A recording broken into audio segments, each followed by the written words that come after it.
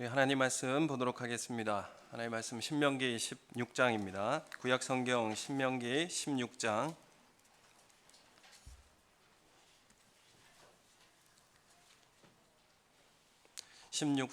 9절에서 17절까지 말씀을 우리 한 절씩 교독함으로 읽겠습니다. 신명기 16장 9절에서 17절까지 말씀을 우리 한 절씩 교독함으로 읽도록 하겠습니다.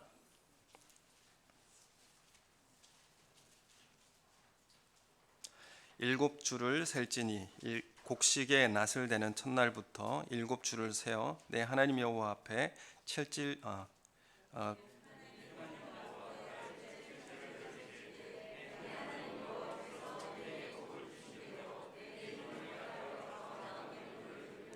너와 내 자녀와 노비와 내 성중에 있는 레위인과 및 너희 중에 있는 객과 과와 과부가 함께 내 하나님 여호와께서 자기의 이름을 두시려고 택하신 곳에서 내 하나님 여호와 앞에서 즐거워할지니라.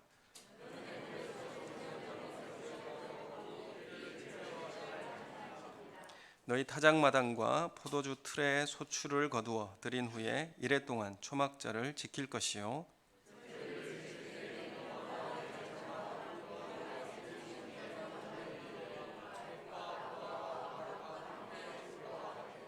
내 하나님 여호와께서 택하신 곳에서 너는 이레 동안 내 하나님 여호와 앞에서 절기를 지키고 내 하나님 여호와께서 내 모든 소출과 내 손으로 행한 모든 일에 복 주실 것이니 너는 온전히 즐거워할지니라.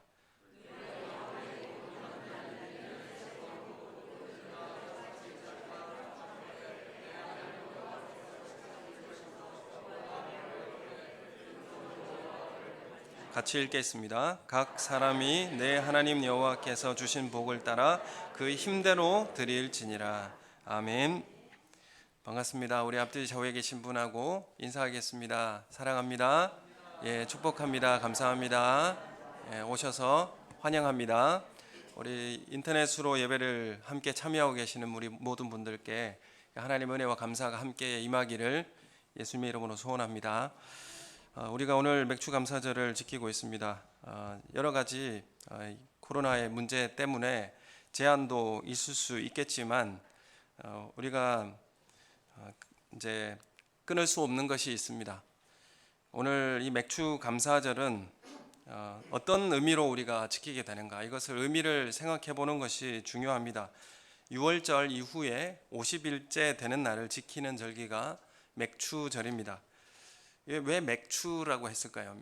이제 보리를 추수하는 날, 이렇게 왜 맥추라고 했느냐 하면 사실은 이게 맥추절이라고 딱 하루가 정해져 있지만은 부르는 것은 사실 미리 추수하는 때에 이 절기를 지켰습니다. 그러니까 이 기간이 언제냐면 처음 보리 추수를 시작한 때부터 밀 추수가 처음 시작될 때까지입니다. 이 기간이 맥추절이 지켜지는 그 50일이 되는 것인데, 그래서 이 밀의 첫 수확이 있는 시기가 이제 7주가 되는 날이죠. 그래서 50일째가 되는 날인데, 사실은 그래서 보리 추수가 아니라 밀 추수라고 하는 게 명확하게 맞다 싶습니다. 그렇지만 이게 첫 열매를 거두는 그 시작부터 끝까지 이렇게 말하자면 맥추절이라 이렇게 말하는 것도 틀리지 않는 말이 될 겁니다.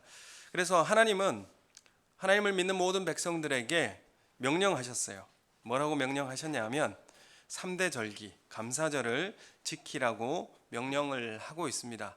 그러면 이 절기는 구약 절기인데 신약에 지켜야 할 의미가 있는가? 이렇게 질문을 하시겠지만 구약이 다 사라진 것도 아니고 없어지는 것도 아닙니다. 신약 시대에, 새 언약의 시대에 살아간다고 해서 구약의 모든 제도들이 다 사라지는 문제는 아닙니다. 그 정신은 고스란히 담아내야 하는 것이고, 그럼 이 시대에 어떻게 이 맥추절을 지켜야 할 것인가, 그것이 우리에게 중요한 문제로 남아 있습니다. 우리가 어떻게 지켜야 할 것인가, 이거에 대해서 우리가 명확하게 알게 되려면 구약에 있는 내용들을 잘 아셔야 합니다. 우리가 예수님께서 십자가에 달려 죽으신 그 6월절에 예수님이 십자가에 죽으신 것이 어떤 의미인지를 알기 위해서는 구약을 보셔야 돼요. 왜 그래서 구약에 대한 중요성이 거기에서 나오게 되는 것입니다. 우리가 예배를 드리는 것도 이 예배의 절차와 순서, 정신은 뭘 담느냐 하면 구약의 제사를 고스란히 담고 있습니다. 제사 제도는 없어졌지만 그 구약의 제사의 모든 순서와 그런 절차들 가운데 담겨져 있는 정신들은 고스란히 예배에 담겨져 있게 되는 것입니다. 그래서 구약에 있는 것들을 기준으로 해서 신약에 있는 것들을 채워가는 것이죠. 우리가 맥추절을 지키는 의미도 바로 우리의 그 정신을 담아서 형태화시키는 것입니다. 오늘 이렇게 과일을 먼저 농경사회가 아니지만 이제 첫 추수를 기억하고 하나님 앞에 감사함으로 하나님 앞에 나와왔는데, 이러한 정신을 우리가 감사함으로 하나님 앞에 나오는 것입니다. 그래서 모든 일에 기독교인들에게 있어서 큰 특징이라고 한다면 그건 감사하는 것입니다. 하나님 앞에 감사한다. 그래서 모든 일에 감사하는 삶을 살라고 그리스도인들에게 요청을 하게 되는 것이죠. 이것이 하나님을 믿는 사람들에게 있어서 가장 중요한 삶의 특징이라 이렇게 말씀드릴 수 있습니다. 그래서 우리의 삶의 입술의 고백 중에서 감사합니다라고 하는 말이 우리 가운데 참 많이 들려줄 수 있었으면 좋겠습니다. 저는 그래서 문자를 보낼 때도 꼭 뒤에 감사합니다를 이렇게 붙여서 이렇게 보낼 때가 참 많습니다. 그래서 우리 함께 연습해 볼까요? 옆에 계신 분들에게 감사합니다 그러고 한번 이야기해 보십시오. 예, 한번 감사합니다. 감사합니다. 예, 우리 그 성도들의 입에는 이 감사합니다라고 하는 말이 입에 붙어 있어야 할 줄로 생각되어집니다. 예, 그게 이제 우리의 신앙생활에 큰 유익이 되고 또한 우리의 삶의 존재도 거기 감사하는 삶에서 나오기 때문에 그렇습니다. 유월절이라고 하는 것은 예수님께서 유월절 어린 양이 되셔서 우리의 죄를 다 씻어주시고 우리를 자유케 한 날, 유월절이라고 한다면 이 맥추절이라고 하는 77절은 유월절 이후에 예수님이 돌아가시고 부활하신 이후에 첫 주일을 맞는 날이 초실절이라고 하는데, 그 초실절이 첫 보리 수확을 하는 날이에요. 초실절부터 50일째 나는 50일째 되면 딱 밀추수가 시작돼요. 그래서 예수님은 첫 열매가 되셨다라고 하는 것이 그 초실절을 지키면서 첫 보리 이삭을 하나님 앞에 드리잖아요. 그래서 예수님께서 부활하셔서 생명의 영원한 생명의 부활의 첫 열매가 되셨어요. 그리고 그 이후에 50일째가 지나고 난 다음에 맥추절로 보여지는 예표되는 오순절이 일어나죠. 오순절로 인하여서 부활의 열매가 교회를 통하여서 이제 밀추수로 시작이 되는 것입니다. 예수 그리스도로부터 첫 열매가 드러나서 이제 교회로부터 추수가 일어나게 되고, 그 맥추절의 추수는 이제 초막절을 바라보게 되는 거죠. 초막절은 뭡니까? 많은 열매를 기대하게 되는 거죠. 이제 가을이 되면 많은 추수를 기대하게 되고, 이제는 이 땅에 수많은 열매를 거둘 수 있겠구나라고 하는 감사를 하게 되는 것이 이제 맥추절이요. 실제로 수장절에 초막절에는 그 열매를 가지고 하나님 앞에 나아가는 것입니다. 추수하는 날을 기대하는 것이죠. 그래서 이것을 우리가 바라보게 된다면 하나님께서 우리를 구원한 것에 대한 감사가 이 가운데 담겨져 있는 것입니다. 예수 그리스도의 부활의 첫 열매를 우리를 통해서 열매 맺게 하시고, 우리 교회 구성원들을 통해서 열매 맺게 하시고, 우리 교회를 통해서 이 모든 열방에 많은 추수한 영혼들을 주님 앞에 나오게 하는, 희어져 추수한 때를 바라보게 하는 그런 먼저 드리는 감사가 바로 맥추 감사절입니다. 그래서 오늘 제목이 뭐로 했습니까? 제목은 한번 읽어볼까요? 시작. 예, 먼저 드리는 감사합니다. 우리를 구원하셨으니까, 우리를 구원하셨기 때문에 내가 이것을 기억하고, 예수님께서 부활하셨구나, 예수님의 부활을 믿고 내가 구원받았구나, 이것을 감사하는 거예요. 먼저 감사드리는 것은 나를 통해서 수많은 영혼들이 구원을 받겠구나, 마지막 날에 하나님의 영혼의 추수 날이 되면 곡간에 드리고 쭉정이는 불에 던져내는 그런 영원한 추수를 바라보면서 우리는 먼저 드리는 감사를 드리는 것입니다. 그래서 나를 구원하심에 대한 감사, 또한 하나님 나라의 영원한 추수를 바라보면서 또 드리는 감사, 이것들이 오늘 맥추절에 담겨 있는 것입니다. 그래서 여러분, 우리 중심에 이 시대를 살아가는 우리에게 뭘 중심의 마음을 두고 오늘 이 자리에 왔는가가 중요한데, 여러분 그래서 이 3대 절기를 저는 목회적 그런 사명을 가지고 영원 추수의 관점을 가지고 기준을 가지고 이 절기를 보냈으면 좋겠습니다. 그래서 고난주간에 기도하면서 한 영혼을 우리 마음속에 품고, 또 부활절에 그 영혼을 품은 다음에 맥추절에 초청하고, 또한 추수감사절에 초청하고, 그래서 우리 영혼 구원의 그 하나님의 열망이 우리 절기마다 그 정신이 담겨 있기를 예수님의 이름으로 소원합니다. 그래서 여러분 우리가 오늘 이 형태로 담아서 열매를 하나님 앞에 이렇게 드렸는데, 이것에 앞서서 여러분의 마음에는 뭐가 준비되어야 하느냐? 그것은 내가 영혼 사랑하는 마음이 있는가? 또 한 영혼을 내가 태신자를 작정했는가? 이것이 중요한 문제가 되는 것이죠. 여러분 오늘 이 자리에 오셨으니까 나는 어떤 영혼을 내 마음에 품고 그 영혼을 하나님 앞에 올려드릴까? 태신자를 마음속으로 작정하시는 그런 은혜가 있기를 예수님의 이름으로 소원합니다. 그래서 마지막 날에 주님이 오시면 영혼의 추수가 있을 것입니다. 알곡은 곳간안에 드릴 것이고, 또한 쭉정이는 불에 던져지게 될 것입니다.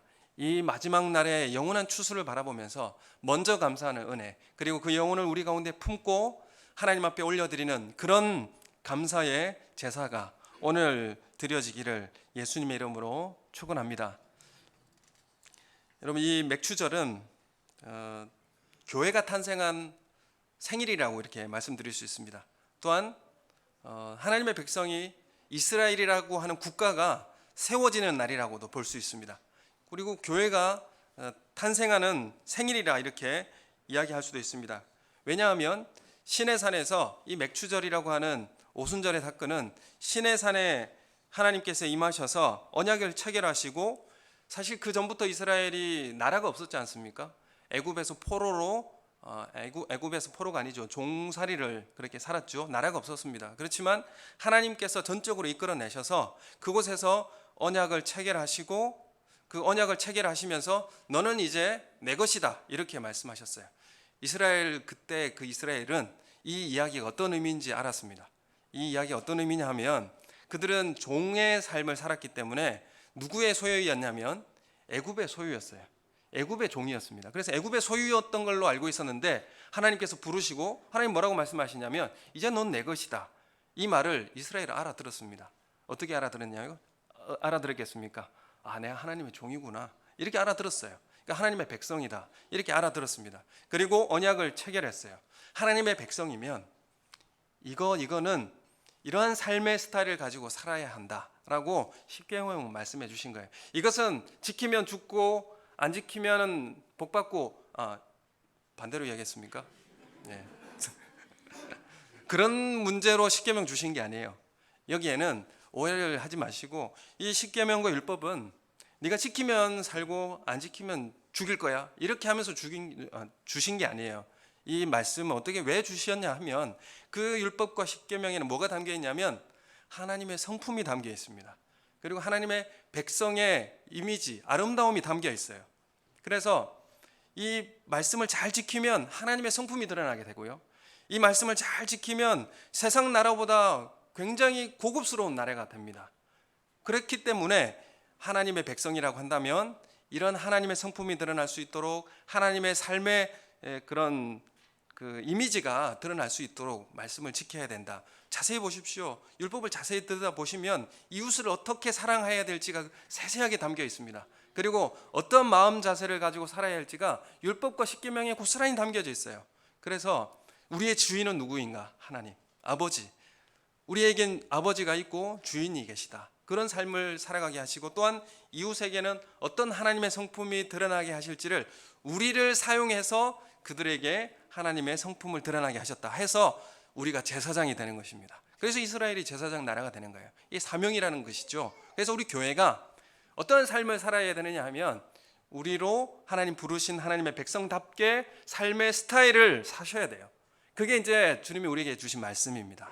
이 말씀을 지키고 사는 것은 지키면 살고 안 지키면 죽고 이런 문제가 아니라, 하나님의 성품이 드러날 수 있도록 살아가게 되는 것이고, 신적 성품을 우리 가운데 소유케 하셔서 살게 하는 것이죠. 그래서 세상 사람들은 우리를 보면서 다르구나 이렇게 알게 되는 겁니다. 아, 다르구나, 우리와 좀 다르게 사는구나. 편하게 사셔야 돼요. 주일날 생업을 포기하고 셔터를 내리고 교회 나오지 않습니까? 그리고 10분의 1을 하나님 앞에 드리고 감사하지 않습니까? 사실 구약의 법에 보면 11조만을 낸 게 아닙니다. 사실은 10의 2조 이상을 내도록 규정을 하고 있습니다. 그래서 이러한 정신들, 이런 것들은 세상 사람들은 아니 우리 먹을 것도 없는데 어떻게 하나님 앞에 그렇게 많이 낸단 말인가? 다른 삶을 사는 거예요. 경제적인 그런 것들이 우리 삶의 주인이 아니고 하나님은 우리의 주인이다. 우리의 먹고 사는 방식은 세상의 방식이 아니라 하나님께서 우리에게 주신다. 이게 이제 믿음의 고백이 여기에 담겨 있는 것이죠. 그래서 오늘 맥추절을 지키는 것이 이러한 정신들이 오늘 우리 하나님 앞에 드려지는 그런 은혜가 우리 가운데 있기를 예수님의 이름으로 소원합니다. 그래서 오늘 매년 같으면 태신자 작전 카드를 작정해서 내시고, 또한 그 영혼들을 위해서 기도하며 영원한 추수를 바라보면서 그렇게 시작할 터이지만 좀 축소된 감이 있습니다. 그렇지만 이 정신을 잃지 않고 우리 교회가 실천을 했으면 좋겠습니다. 그래서 한 영혼을 우리의 삶 속에 품고 또 우리의 삶의 모든 주인 되신 하나님 앞에 우리의 가지고 있는 것 첫 열매를 하나님 앞에 드리며 감사하는 그런 기쁨의 절기가 되시기를 예수님의 이름으로 소원합니다. 그리고 이 하나님과의 계약과 언약을 체결한 이스라엘이 항상 하나님의 말씀이 선포된 다음에는 어떤 일이 있었냐면 같이 먹고 축제를 이제 기뻐하는 그런 축제의 식사를 나누었습니다. 그래서 우리 교회가 코로나 때문에 식사를 같이 못하지만 오늘 마치면 같이 커피를 준비해 오신 분도 있고, 또 오늘 마련해 주신 이 과일을 함께 조금이나마 나눌 수 있는 마당에서 나눌 수 있는 그런 시간들이 되었으면 좋겠습니다. 떡도 받으시고 그리고 과일도 받으시고, 커피가 드시고 싶으신 분은 줄을 잘 서셔가지고 기다려 주셔서 이제 잘 나누어서 우리 함께 즐거운 이 시간을 보낼 수 있게 되기를 원합니다. 우리가 이 감사의 날을 보내면서 나는 여호와로 말미암아 즐거워하며 나의 구원의 하나님으로 말미암아 기뻐하리로다. 주 여호와는 나의 힘이시라. 이 고백을 한 사람이 누군 줄 아십니까? 이 고백을 한 사람은 하박국 선지자입니다. 이 하박국 선지자는 사실 감사할 수 없는 시대를 살았던 선지자입니다. 근데 이 하박국 선지자는 이렇게 고백하죠. 나는 여호와로 말미암아 즐거워한다. 다른 것으로 즐거워하는 것이 아니라 하나님만으로 내가 즐거워한다. 그리고 나를 구원하신 하나님으로 말미암아 나는 기뻐한다. 이 고백이 이 하박국 선지자의 고백에 담겨져 있습니다. 여러분, 이 하박국 선지자가 사역했던 현장은 사실 그 상황이 감사할 수 없는 참담한 미래를 바라보며 살았던 그런 현실이었습니다. 북왕국은 아수르에 멸망하고 남왕국은 바벨론이 등장해서 이제 곧 유다를 공격할 것이라고 하는 소문이 널리 퍼져 있을 때에, 이러한 소문들이 들려왔을 때에 유다는 초상집이 되었습니다. 사실 바벨론이 가지고 있는 이 기병대가 어마어마하고 무시무시했습니다. 발빠른 이 바벨론 기병대, 사나운 기병대가 이스라엘을 침공하려고 달려온다는 소문이 들리자 이제 우리는 망했구나, 이러한 탄식이 나왔습니다. 그리고 나라도 망하고 교회도 망하고 가정도 다 망하게 되었습니다. 마치 이 창자가 뒤틀리듯이 무서움을 느끼고 입술이 떨리고 뼈가 썩는 것 같은 그런 아픔을 이 하박국 선지자는 경험하게 됩니다. 이러한 두려움 가운데, 이러한 상황 가운데 하박국이 이렇게 말하죠. 내가 들었으므로 내 창자가 흔들렸고 내 그 목소리로 인하여 내 입술이 떨렸도다. 무리가 우리를 치러 올라오는 환난 날을 내가 기다림으로 내 뼈에 썩이는 것이 들어왔으며 내 몸은 내 처소에서 떨리는도다. 이렇게 고백하고 있습니다. 뼈가 부러져 보신 분만이 뼈의 상함에 어떤 고통이 있는지를 알게 됩니다. 이만큼 가슴 속에 스며드는 이 고통과 두려움이 그 창자가 떨리고 입술이 떨렸다고 이렇게 표현을 하게 됩니다. 생사의 갈림길에 서 있는 이 암울한 상황이었습니다.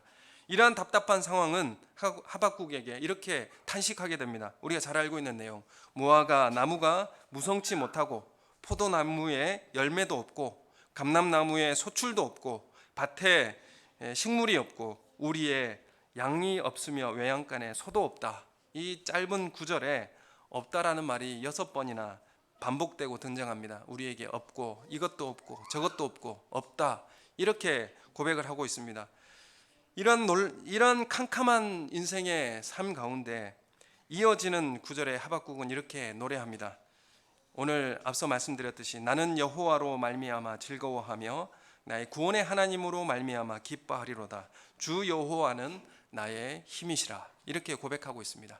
여러분, 왜 어떻게 이 칠흑 같은 어두움 가운데서, 인생의 고단하고 실패가 있는 가운데서 하박국과 같이 이렇게 노래할 수 있을까요? 이 절망 속에서 하나님을 바라본 것입니다. 하나님이 살아계심을 바라보게 되었고 하나님께서 여전히 내 삶 속에 역사하고 계시다는 사실을 확인하고 난 다음에 인생의 캄캄한 밤중에도 하나님께 감사하게 된다는 것입니다. 여러분, 우리가 여러 가지 이것도 있고 저것도 있고 저것도 있으면 내가 감사할 것 같지만은 그렇지 않다는 사실을 우리가 확인하게 됩니다. 여러분, 지금같이 이렇게 풍성한 시대가 어디 있겠습니까? 우리가 없어서 감사하지 못하는 것이 아닙니다. 우리는 이 삶 속에 하나님을 발견하지 못했기 때문에, 내 삶 속에 하나님을 경험하지 못해서 우리는 감사할 수가 없는 것입니다. 하박국은 이 절망의 소식에 그 삶의 두려움에 휩싸였습니다. 인생의 고단함 가운데 휩싸였습니다. 그러나 하나님을 경험하고 그 삶이 주 여호와 하나님으로 말미암아 즐거워하고 기뻐한다고 고백하고 하나님만이 나의 힘입니다, 이렇게 고백할 수 있었습니다. 여러분, 이런 은혜가 오늘 이 코로나 시대를 살아가는 우리 성도들에게 함께하기를 예수님의 이름으로 소원합니다. 여러분, 이 코로나의 이 시기는 아마 마지막 때의 전조라고 말씀드릴 수 있고 아마도 더 어려운 시기가 우리에게 닥쳐오게 될 것입니다. 여러분, 그때 우리는 어떠한 삶을 살 것인가? 여러분, 이 하박국의 고백과 같이 여호와로 말미암아 즐거워하고 기뻐하고 하나님만이 나의 힘으로 고백하고 살아가시는 우리 성도님들이 되시기를 소원합니다.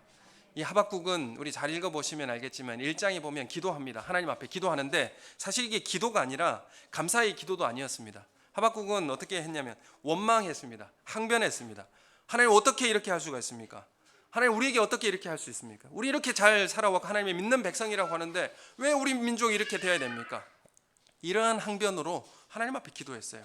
여러분, 우리 기도할 때 이런 기도가 필요합니다. 하나님, 모르잖아요. 우리가 어떻게 살아야 될지 잘 모르잖아요. 하나님 앞에 이렇게 기도하셔야 돼요. 하나님, 왜 그렇습니까? 우리는 왜 그렇습니까? 하박국이 이렇게 기도했습니다. 아무리 하나님 백성이 잘못을 좀 했다고 할지라도 이렇게 고통스러운 일이 일어날 수가 있겠습니까? 하박국이 이렇게 기도했어요. 그리고 하나님을 모르는 이방인들보다는 우리가 좀 더 낫지 않습니까? 하나님, 왜 우리를 이렇게 고통스럽게 합니까? 그것도 이방인들을 통해서 하나님의 성전을 짓밟고 이렇게 허물 수가 있는 것입니까? 이런 탄식과 이런 이제 그 원망으로 하나님 앞에 따지면서 기도했습니다. 그때의 하박국 2장에 하나님께서 직접 응답을 해주시죠. 하나님은 이렇게 말씀하십니다. 그 일은 반드시 이루어질 것이다. 심판은 반드시 이루어질 것이다. 그리고 이렇게 말하죠. 2장 4절에 보면 보라, 그의 마음은 교만하며 그 속에서 정직하지 못하나 의인은 그의 믿음으로 말미암아 살리라. 이렇게 우리가 잘 아는 말씀, 의인은 그 믿음으로 말미암아 살리라. 이런 믿음의 고백이 그를 살게 할 것이라 이렇게 말씀하고 있습니다. 어떤 믿음의 고백입니까? 여러분, 이 하박국이 깨달은 것은 심판도 하나님께서 살아 계시며 통치하기 때문에 일어나는 것이 심판입니다.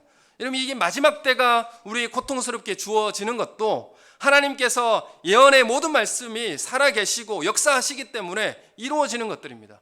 그렇기 때문에 하나님이 살아 계시는 것을 확인할 수 있는 시대가 되는 거예요. 그리고 심판이 이루어지는 것도 하나님의 말씀이 이루어지기 때문에, 하나님의 말씀 어겼기 때문에 반드시 주어지는 그 말씀에 응한 것들이 드러나는 것이기 때문에 하나님 살아계시는 것을 확인하게 되는 거예요. 그래서 심판이 일어나는 기간에도 하나님께서 여전히 살아계시고 우리를 다스리고 계시는구나 라는 것을 확인하게 되는 것입니다. 그러므로 의인은 이 하나님께서 여전히 살아계시고 역사하고 계시는구나 라고 하는 것을 믿음으로 살게 되는 것입니다. 그래서 우리가 고통의 순간에도 칠흑같이 어둠 가운데서 하나님은 여전히 우리를 다스리고 통치한다는 사실을 믿음으로 고백하시는 우리 성도님들 되시기를 소원합니다. 아무리 돌아보아도 감사할 수 없는 상황 가운데 있을 수가 있습니다. 그러나 지나온 시간을 돌아보면 생생하게 역사하신 하나님의 손길을 기억할 수가 있습니다. 오늘도 나의 삶 모든 부분이 하나님의 통치하심 안에 있다는 이 믿음의 고백을 할 수 있기를 원합니다. 그렇게 될 때에 우리가 어두운 밤이라고 할지라도, 우리의 삶이 어두운 밤이 드리워질지라도 우리는 감사의 노래를 하나님 앞에 드릴 수 있는 것입니다. 여러분, 우리 이 믿음이 우리 가운데 식어지지 않기를 원합니다. 우리 마지막 때를 살아가는 동안에 하나님이 여전히 통치하시고 다스리고 계시다는 사실을 믿음으로 바라보는 우리 성도님들 되시기를 예수님의 이름으로 소원합니다. 골로새서 4장 2절 말씀에 보면, 골로새서 4장 2절 말씀에 보면 우리 한번 찾아볼까요? 골로새서 4장 2절 우리 함께 읽겠습니다. 시작. 기도를 계속하고 기도에 감사함으로 깨어 있으라. 아멘. 여러분, 이 내용을 자세히 들여다보면 감사를 하면 기도에 깨어 있을 수 있습니다. 이렇게 읽을 수 있어요. 감사의 삶을 살게 되면 기도에 깨어 있는 삶을 살게 됩니다. 이렇게 말씀하고 있죠. 여러분, 우리가 감사하는 삶을 살지 못하면 또한 기도의 삶도 살 수가 없어요. 이것을 확인하고 계십니까? 우리가 감사가 떠나버리면, 우리 삶에 감사가 떠나버리면 기도의 삶도 떠날 수밖에 없어요. 여러분, 감사함으로 기도에 깨어있는 우리 성도님 되시길 원하고, 감사가 그래서 우리의 영혼을 지켜줍니다. 감사가 우리의 삶을, 신앙의 생활을 지켜주게 되는 것입니다. 여러분, 이스라엘이 광야의 여정을 걸어갈 때에 이스라엘은 선택해야 했습니다. 뭘 선택해야 되냐면, 사실 하나님은 시내산에서 이스라엘의 국가를 세워주시고 하나님의 자녀라고 이렇게 선언하신 다음에 3일 길 광야 가자마자 물을 안 주세요. 물 없이 고통받게 하세요. 그러니까 하나님께서 하신 일이거든요. 우리도 마찬가지입니다. 우리는 예수 믿고 이 땅을 걸어가는 길이 고단하고 또 하나님이 주시는 이런 어려움들이 있을 수 있어요. 왜 하나님 주셨느냐 하면, 왜 이것을 주셨을까요? 하나님 왜 이렇게 하실까요? 배고프게도 하시고 목마르게도 하시고, 왜 그렇게 하실까요? 그 질문을 하는 것은 설교자에게 참 좋은 일이라고 생각합니다. 정신을 깨우치고 생각할 수 있는 기회를 드리고, 왜 그런 것을 허락하시냐면, 하나님 분명히 말씀하세요. 네가 나를 믿는지 안 믿는지 확인하기라고, 이렇게 말씀하세요. 정말 네가 나를 사랑하는지, 정말 네가 나를 신뢰하는지. 사실 가축들이 죽어가고 자녀들이 먹을 물이 없어서 쓰러지고 있는 상황에서 정말 네가 나를 신뢰하는지를 시험하겠다, 이렇게 말씀하세요. 여러분, 그래서 광야를 지나는 이스라엘은 선택해야 됐어요. 그 어떠한 상황에서도 내가 원망할 것인가, 감사할 것인가, 이 두 가지를 선택하셔야 됩니다. 여러분, 우리 이 삶이 고단할 수 있어요. 그 삶의 어려움이 우리 가운데 올 수 있습니다. 그때 여러분, 원망할 것인가, 아니면 하나님이 살아계심을 바라보며 감사하실 것인가, 우리의 선택입니다. 여러분, 항상 하나님은 우리도 하나님을 그러면서 또 시험을 하죠. 너희는 마사에서 시험한 것 같이 날 시험하지 마라, 이렇게 말씀하세요. 그 무슨 시험이냐면, 우리가 광야를 걸어가는데 이렇게 힘들고 어려운데 정말 하나님은 살아계시는 것은 맞느냐, 하나님 정말 살아계신 거 확실하냐, 이렇게 하나님을 그들이 마사에서 시험했어요. 정말 하나님 살아계신 건 맞아? 이렇게 우리가 어렵고 고통스러운데 이런 시험을 하나님께서 하지 말라고 하셨어요. 하나님 정말 살아계시니까 하지 말라고 말씀하십니다. 또 한 가지, 가나안 땅의 입성을 앞두고, 우리 신명기 지금 큐티하고 있지 않습니까? 가나안 입성을 앞두고 너희들은 분명히 가나안 땅에 들어가면 배부르고 풍요롭게 먹고 사는데 문제없이 살 터인데, 그런데 너희들은 자녀들에게 꼭 가르쳐줘라. 뭘 가르쳐주냐 하면 자녀들이 너희들에게 물을 것이다. 이렇게 풍요롭게 살 동안에 너희들에게 물을 것이다. 뭐라고 물을 것이냐 하면, 이렇게 넉넉하고 배부르고 풍요롭게 사는데 굳이 우리가 예배드리고 굳이 우리가 헌금하고 기도할 필요가 있느냐 하는 시험입니다. 여러분, 우리가 배부르고 먹을 것이 많으면 이 시험이 우리 가운데 온다는 것이죠. 굳이 우리가 먹고 사는데 지장 없고 잘 먹고 잘 사는데 하나님 앞에 이렇게 예배드리고 헌금 생활하고 할 필요가 있느냐, 이 두 가지 시험이 우리에게 똑같이 다가오는 것을 우리가 경험하게 될 것입니다. 여러분, 어떻게 하실 것입니까? 여러분, 우리가 맥추절을 통하여서 하나님 앞에 준비된 예물을 드리고, 또 우리 삶을 통하여서 하나님 앞에 봉사하고, 또한 헌금을 드리고 예배를 드리고 기도의 생활을 하고, 이런 것들은 자녀들에게 메시지화 됩니다. 삶의 스타일로 그들에게 보여주게 되어 있어요. 여러분, 이것을 우리가 증거해 줘야 됩니다. 이스라엘이 그렇게 살아야 했고요, 여러분, 우리도 그렇게 살아야 합니다. 여러분, 그래서 자녀들은 우리의 모습을 통하여서 깨닫게 되고 습득하게 될 것입니다. 아, 하나님께서 살아계시구나. 하나님께서 지금도 역사하고 계시구나. 어머니가 아버지가 저렇게 힘들고 어려운데도 하나님께서 다 하나님께 드릴 것 조용히 구별하여 준비하여서 하나님 앞에 드리는구나. 그걸 바라보면서 자녀들은 깨닫는 거예요. 아, 하나님 살아계시구나. 이것이 바로 출애굽 1세대들에게 요구되었던, 그리고 출애굽 2세대들에게 요구되었던 그런 모습이었습니다. 여러분이 맥추절을 통하여서 정말 전심으로 하나님 앞에 감사드리는 삶이 되기를 원합니다. 그리고 입술의 감사, 우리 삶의 감사, 그리고 주님 앞에 영혼 추수의 감사로 하나님 앞에 올려드리는 그런 감사절이 되시기를 예수님의 이름으로 소원합니다. 한 가지만 더 말씀드리겠습니다. 에베소서 5장 4절에 보면 누추함이나 어리석은 말이나 희롱의 말이 마땅치 아니하니 오히려 감사하는 말을 하라, 이렇게 말씀하고 있습니다. 여러분, 감사의 말로 우리 입술을 채우시길 바라고 우리의 영혼을 지키시길 바랍니다. 감사는 우리 영혼의 파수꾼이 됩니다. 우리 영혼을 지켜줍니다. 그래서 다른 누추한 말이나 어리석은 말이나 희롱의 말, 비판의 말 하지 마시고 감사의 말을 하시는 우리 성도님들 되시기를 예수님의 이름으로 축원합니다. 여러분, 이 성전은 한 가지만 더 말씀드릴게요. 성전이라고 하는 것이, 성막이라고 하는 것이 참 중요합니다. 구약이 왜 중요한가에 대해서 잘, 우리가 지금 구약 성경 대학 하고 있지 않습니까? 왜 안 들어오세요?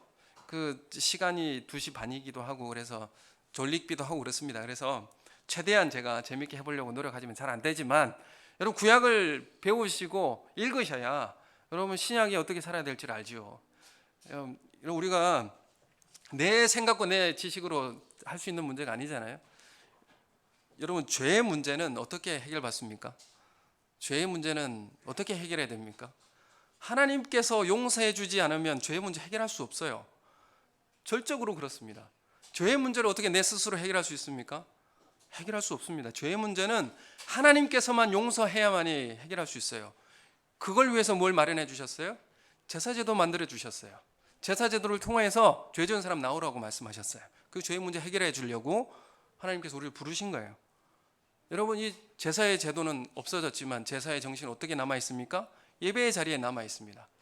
예배의 자리를 통하여서 우리는 이 죄 사함과 죄에 대한 억눌린 것들을 해결받고 하나님의 임재 가운데 자유함을 누리게 되고 거룩한 결단을 하게 되는 것입니다.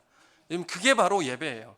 여러분, 지금 예배가 지금 많이 손상되고 있고 예배가 지금 축소되고 있는 상황 가운데 우리의 이 죄의 문제, 또한 하나님과의 단절을 가져왔던 이 죄의 문제를 어떻게 해결하시려고 그러십니까? 그래서 예배가 너무나도 중요한 것입니다.